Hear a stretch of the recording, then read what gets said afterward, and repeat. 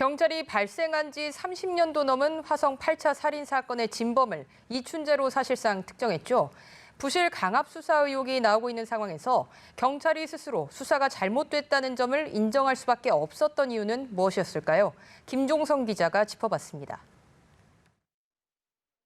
지난 1988년 9월 13살 박모양을 성폭행한 후 살해한 혐의로 20년이나 복역한 뒤 2009년 가석방된 윤모 씨. 이춘재의 입이 열린 후 당시 경찰과 검찰, 법원이 내린 판단의 과정에 수많은 허점이 드러났습니다. 자신이 박모양을 살해했다고 밝힌 이춘재의 최근 자백, 억울한 옥살이를 냈다는 윤 씨의 과거 자백은 진범을 특정할 결정적 열쇠가 됐습니다. 두 사람의 범행 당시 침입 경위, 수법 등에 대해 달리 말했습니다.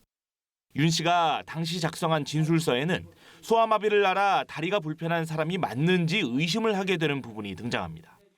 10분 이상 지속적으로 걷지를 못하는데 재심 청구인의 자백 내용대로라면 그날 밤 몇 킬로를 걸었어야 됩니다. 담을 넘어서 피해자의 방에 침입했다는 것에 그치지 않고 또 범행 후에 담을 넘어서 나왔다라고 얘기하고 있습니다. 반면 이춘재는 대문을 통해 집으로 들어갔다 나왔다고 진술한 것으로 알려졌습니다.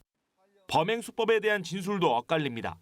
윤 씨는 피해자의 입을 왼손으로 막고 오른손으로 목을 졸라 살해했다고 진술한 반면 이춘재는 양말을 손에 착용한 상태로 목을 졸랐다고 밝혔습니다.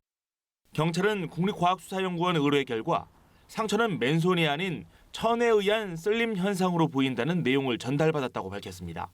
경찰이 당시 수사팀을 상대로 훼손된 진실의 실체를 어떻게 밝혀낼 것인지 주목됩니다. 연합뉴스TV 김종성입니다.